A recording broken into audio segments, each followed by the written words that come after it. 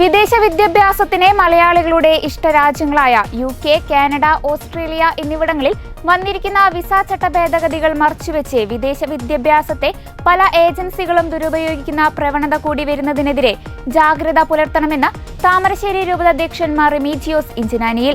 വിദേശ വിദ്യാഭ്യാസത്തിന് തയ്യാറെടുക്കുന്ന വിദ്യാർത്ഥികളുടെ ബോധവൽക്കരണത്തിനു വേണ്ടി കത്തോലിക്ക കോൺഗ്രസ് ഗ്ലോബൽ യൂത്ത് കൗൺസിൽ സംഘടിപ്പിച്ച വെബിനാർ ഉദ്ഘാടനം ചെയ്ത് സംസാരിക്കുകയായിരുന്നു അദ്ദേഹം.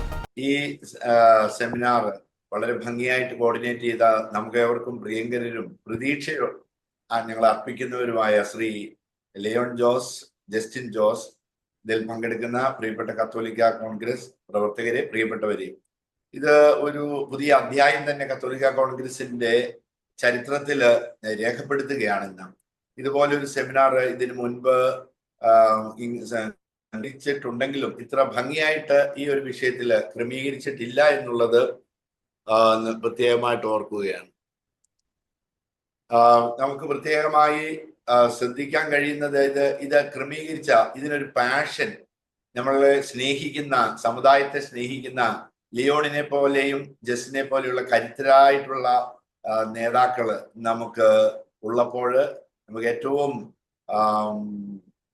സന്തോഷം നൽകുകയാണ്. കൂടുതൽ ചൈതന്യത്തോടുകൂടി പ്രവർത്തിക്കാൻ നമുക്ക് സാധിക്കുകയാണ്. നമുക്കതുകൊണ്ട് ഇതിന് നേതൃത്വം നൽകിയ എല്ലാവരെയും ഞാൻ പ്രത്യേകം നന്ദി പറയുകയാണ്. ഏറ്റവും ആനുകാലികമായ ഒരു വിഷയമാണ് നമ്മൾ ചർച്ച ചെയ്യുന്നത്.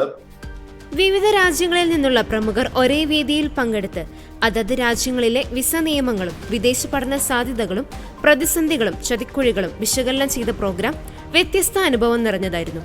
കേരള നിയമസഭ പ്രതിപക്ഷ നേതാവ് വി.ഡി. സതീശൻ വിസ ചട്ട ഭേദഗതികൾ കാരണം ജോലി കിട്ടാതെ നാട്ടിലേക്ക് മടങ്ങി വരുന്നവരെ എങ്ങനെ ഉൾക്കൊള്ളാൻ കഴിയും എന്നതിനെക്കുറിച്ച് മുഖ്യപ്രഭാഷണം നടത്തി.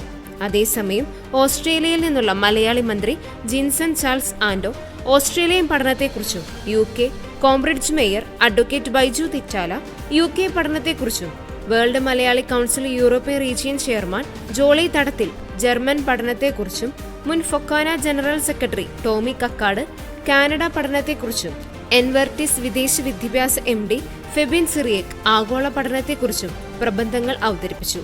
വിദ്യാർത്ഥികൾക്ക് ഓരോ രാജ്യത്തെ പഠനത്തെക്കുറിച്ചും സംശയങ്ങൾ ചോദിക്കാൻ അവസരമൊരുക്കിയ ചർച്ചാവേദിയായി പ്രോഗ്രാം മാറി. ഗ്ലോബൽ കത്തോലിക്ക congress president professor Rajeev Kochuparambil അധ്യക്ഷത വഹിച്ച ഉദ്ഘാടന യോഗത്തിൽ director father Philip Kaviyil, general secretary doctor Jose Kutty Ozhukayil, Sijo Ilanthoor, father John Puthuva, Benny Antony, Treesalis Sebastian, Leon Jose Vidheyathil, Justin Jose Nadakkalan എന്നിവർ പ്രസംഗിച്ചു.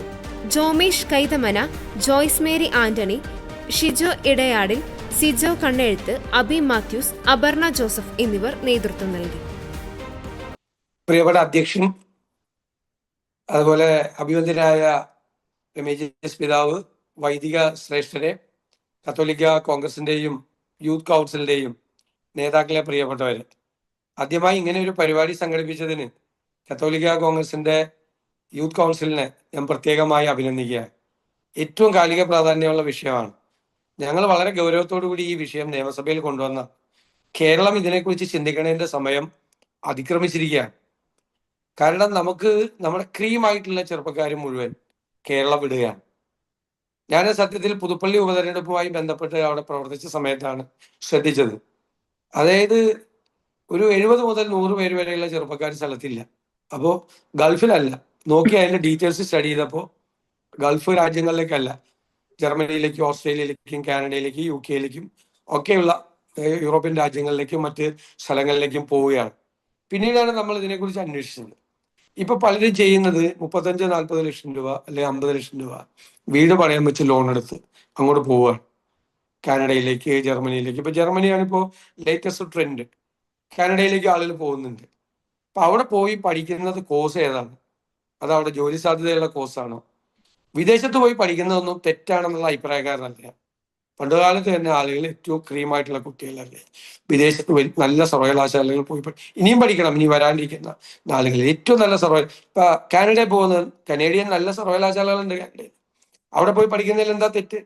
അല്ലെങ്കിൽ ഓക്സ്ഫോർഡിൽ പോയി, സെയിന്റ് ആൻഡ്രൂസിൽ പോയി, കേംബ്രിഡ്ജിൽ പോയി, ലണ്ടൻ സ്കൂൾ ഓഫ് എക്കണോമിക്സിൽ പോയി, അമേരിക്കയിലെ ചില സർവകലാശാലകളിൽ പോയി പഠിക്കുന്നതുകൊണ്ട് എന്താ തെറ്റ്? അങ്ങനെ പഠിക്കണം. പക്ഷെ ഇപ്പോഴത്തെ അങ്ങനെ പഠിക്കാൻ പോകുന്നതല്ല ഇത് പഠിക്കാൻ പോകുന്നതല്ല, ഇത് ജോലി തേടി പോകുന്നതാണ്. അപ്പോൾ പഠിക്കുന്നതോടൊപ്പം ചെറിയ ജോലി ചെയ്ത് അതിന്റെ ചെലവ് നടക്കും എന്ന് വിചാരിച്ചു. ഇപ്പോൾ പല സ്ഥലത്തും നിങ്ങൾക്ക് എല്ലാവർക്കും അറിയാം, ഇപ്പൊ ലിയോണും ജസ്റ്റിനൊക്കെ നന്നായിട്ട് ആ കാര്യം അറിയാം. അതുകൊണ്ടാണ് അവർ ഇതുപോലത്തെ ഒരു പരിപാടി വെച്ചത്. അവരെ ഞാൻ പ്രത്യേകമായിട്ട് അഭിനന്ദിക്കുകയാണ്. അവർക്ക് അവിടെ ചെന്നപ്പോൾ റിയാലിറ്റി ബോധ്യപ്പെട്ടു, അവിടെ എന്താണ് നടക്കുന്നത് എന്നുള്ള യാഥാർത്ഥ്യം ബോധ്യപ്പെട്ടു.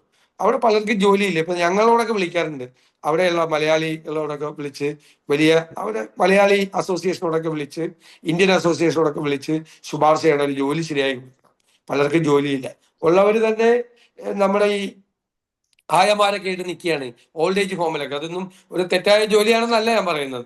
അങ്ങനത്തെ ജോലി തന്നെ അതുപോലെ കിട്ടാതായിരിക്കുന്ന ഒരു സ്ഥിതിയാണ്. പഠിച്ചു കഴിഞ്ഞാൽ ജോലി ഉറപ്പാണോ? ആ സ്ഥിതിയിലേക്കാണോ കാര്യങ്ങൾ പോകുന്നത്?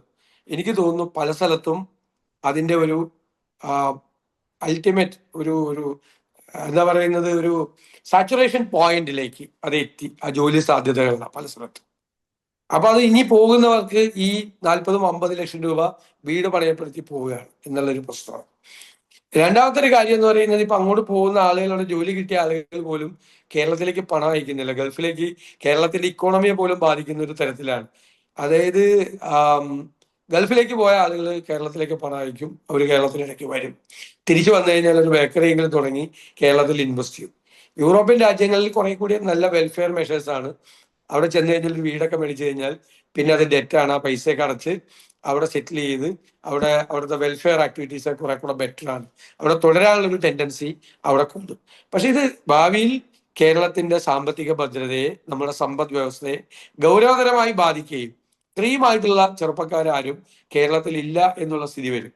ഇറ്റലി, സ്പെയിനിനൊക്കെ പോലുള്ള രാജ്യങ്ങളെ പോലെ പ്രായമായവരുടെ സ്ഥലമായിട്ട് മാറണം. ഇപ്പൊ തന്നെ ബിൽഡേഴ്സ് എല്ലാം കേരളത്തിൽ പ്ലാൻ ചെയ്ത് ഓൾഡ് ഏജ് ഹോമിനും കമ്മ്യൂണിറ്റി ലിവിങ്ങിനും ഒക്കെ പറ്റിയുള്ള പുതിയ മോഡൽ ബിൽഡിങ്ങിനെ കുറിച്ചൊക്കെ ആലോചിച്ചു തുടങ്ങി. ഫ്ലാറ്റുകളും മറ്റു വില്ലകളെയൊക്കെ ഉപേക്ഷിച്ചിട്ട് അത്രയും സ്ഥലങ്ങളെ കുറിച്ച് ആലോചിച്ചു തുടങ്ങി. അപ്പൊ കേരളത്തിൽ ഗണ്യമായ ഒരു രീതിയിൽ വരും.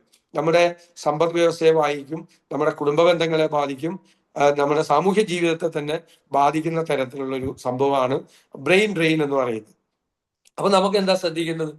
അവിടെ എന്താണ് നടക്കുന്നത് എന്നതിനെ കുറിച്ച് കൃത്യമായ ഒരു പഠനം നടത്തണം. ആദ്യം ഈ പോകുന്ന കുട്ടികൾ എങ്ങനെയാണ് അവിടെ അക്കോമഡേറ്റ് ചെയ്യപ്പെടുന്നത്, അവരെങ്ങനെയാണ് അവിടെ വർക്ക് ചെയ്യുന്നത്, എന്താണ് അവരുടെ സ്ഥിതി എന്നതിനെ കുറിച്ച് കൃത്യമായ ഒരു പഠനം നടത്തണം. എത്ര പെർസെൻറ്റേജ് പേര് പ്രോപ്പറായിട്ട് അക്കോമഡേഷൻ കിട്ടുന്നുണ്ട്? നമ്മളിപ്പോ ഇവിടുന്ന് പോയി അവിടെ പോയി പഠിച്ച് അവിടെ നല്ല ജോലി കിട്ടി നല്ല നിലയിൽ അവിടെ എത്തിക്കഴിഞ്ഞാൽ അയ്യോ കേരളം വിട്ടു പോകരുത്, നിങ്ങൾ അവിടെ നിന്ന് പോരണം എന്നൊന്നും നമുക്ക് പറയാൻ പറ്റില്ല. പക്ഷെ എത്ര പെർസെൻറ്റേജ് ആളുകളെ അവിടെ അവരെ അക്കോമഡേറ്റ് ചെയ്യുന്നുണ്ട്? ഫ്യൂച്ചറിൽ എന്താണ് ഈ തൊഴിലിന്റെ കാര്യം എന്ന് പറയുന്നത്? ഇപ്പോൾ കോവിഡിന് മുമ്പുണ്ടായിരുന്ന തൊഴിലിന്റെ നേച്ചറും കോവിഡിന് ശേഷമുള്ള തൊഴിലിന്റെ നേച്ചറും മാറി. ലോകം വളരെ വേഗത്തിൽ നോളജ് എക്സ്പ്ലോഷൻ നടക്കുന്ന കാലത്ത് തൊഴിലിന്റെ നേച്ചർ പോലും മാറിക്കൊണ്ടിരിക്കുകയാണ്. അപ്പൊ നമുക്ക് ഇപ്പൊ അവിടെ നിന്ന് ആളുകൾ തിരിച്ചു പോരാൻ തുടങ്ങും എന്നാണ് എൻ്റെ ഒരു വ്യക്തിപരമായ അസസ്മെന്റും എൻ്റെ ഒരു അറിവ്.